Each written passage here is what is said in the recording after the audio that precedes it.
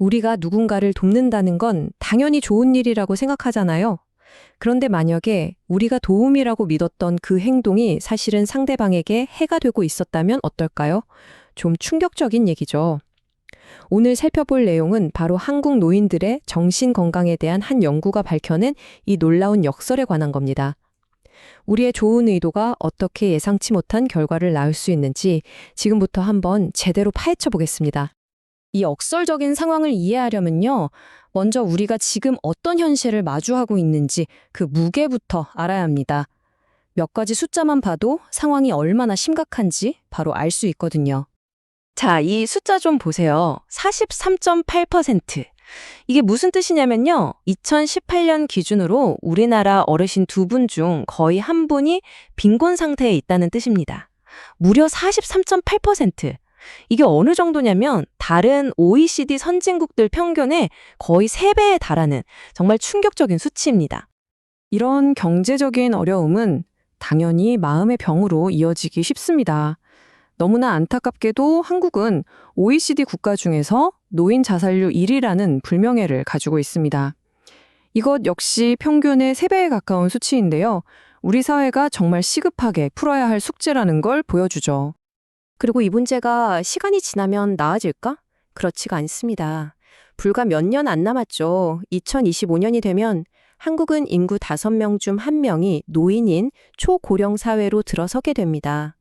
이 말은 즉, 문제는 앞으로 더 복잡해지고 더 심각해질 거란 뜻입니다. 바로 이렇게 상황이 정말 시급하다는 인식 속에서 한 연구가 시작됩니다. 도대체 무엇이 우리 어르신들의 정신건강을 좌우하는 진짜 열쇠인지 그 해답을 한번 찾아보자는 거였죠. 오늘 우리가 깊이 들여다볼 내용은 바로 2022년에 발표된 한 연구입니다. 연구진은 650명이 넘는 어르신들의 데이터를 가지고 특히 우울감에 어떤 요인들이 영향을 미치는지 아주 세밀하게 분석했습니다. 연구진은 그야말로 모든 걸 현미경으로 들여다보듯이 살폈습니다.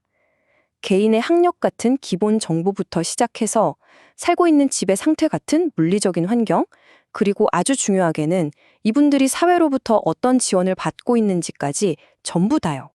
여기서 이 연구가 아주 똑똑하게 설계되었다는 점이 드러납니다. 참여자들을 딱 2그룹으로 나눈 거예요. 혼자 사는 독거가구와 가족이랑 같이 사는 동거가구로요. 왜냐하면 혹시 사는 방식에 따라서 행복의 조건도 완전히 달라지는 건 아닐까? 이걸 확인하고 싶었던 거죠. 그리고 이 구분이 나중에 정말 엄청난 차이를 만들어냅니다. 자, 이제부터가 진짜 이 연구의 하이라이트입니다. 우리가 가진 모든 상식을 그냥 뒤엎어버리는 가장 놀라운 발견으로 넘어가 보죠. 이 결과는 어쩌면 우리가 복지라는 것에 대해 가졌던 믿음 자체를 흔들 수도 있습니다. 상식적으로 한번 생각해 보자고요. 방문 요양 서비스라던가 식사 배달 같은 복지 서비스들. 당연히 어르신들의 정신 건강에 도움이 되라고 만든 거잖아요. 우리 모두 그렇게 믿고 있었죠. 하지만 과연 데이터가 보여준 진실은 무엇이었을까요? 바로 이겁니다. 결과를 한번 보세요. 우리의 기대와는 완전히 180도 다릅니다. 연구 결과, 요양이나 돌봄 같은 서비스를 받는 것이 오히려 더 높은 우울감과 아주 뚜렷한 연관성을 보였습니다.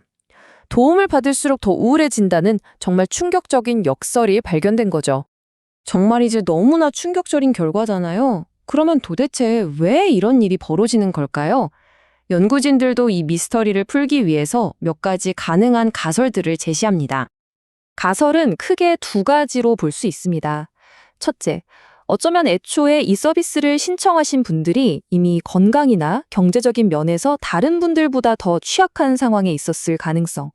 그리고 둘째는 어쩌면 문제의 원인이 서비스 자체의 질에 있는 건 아닐까 하는 가능성입니다. 연구는 특히 이 2번째 가설에 좀 더 무게를 싣습니다. 여기 인용된 문구처럼요. 요양보호사 등의 저임금, 고강도 노동은 질 높은 서비스 제공에 어려움을 준다는 거죠.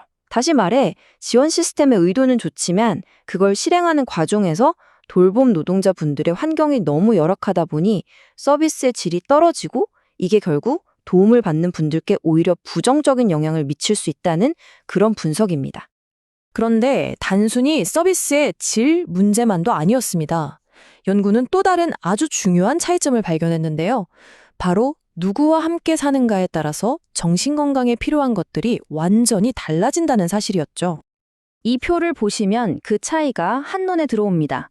정말 놀랍게도 가족과 함께 사는 어르신들한테는 집이 얼마나 튼튼한지, 즉 구조물의 강도가 정신 건강에 큰 영향을 미쳤습니다.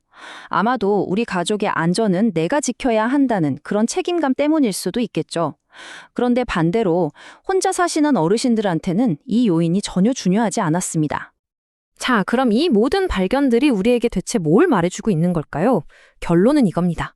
이제 우리는 어떻게 도울 것인가에 대해서 훨씬 더 똑똑하고 훨씬 더 세심해져야 한다는 거죠. 핵심은 바로 이겁니다. 모두에게 똑같이 적용되는 정답은 없다는 것. 이 연구는 획일적인 접근법이 얼마나 한계가 명확한지를 보여줍니다. 진짜 도움이 되려면 각자의 상황에 딱 맞는 맞춤형 설계에서부터 시작해야 한다는 겁니다. 그래서 이 연구는 마지막으로 3가지 명확한 길을 제안합니다. 첫째, 서비스의 양만 늘릴 게 아니라 질을 높이는 데 집중해야 한다. 둘째, 누구와 사는가에 따라 지원 방식을 다르게 설계해야 한다. 그리고 셋째, 집의 안전 같은 물리적인 환경 개선이 곧 정신건강 문제와 직결된다는 사실을 절대 잊지 말아야 한다. 오늘 이 분석은 결국 우리 모두에게 하나의 질문을 던지는 것 같습니다. 우리가 누군가를 돕는다는 그 명분 아래 과연 정말로 올바른 질문을 던지고 있는 걸까요? 우리의 선한 의도가 최선의 결과로 이어질 수 있도록 이제는 그 방법에 대해 더 깊이 고민해야 할 때입니다.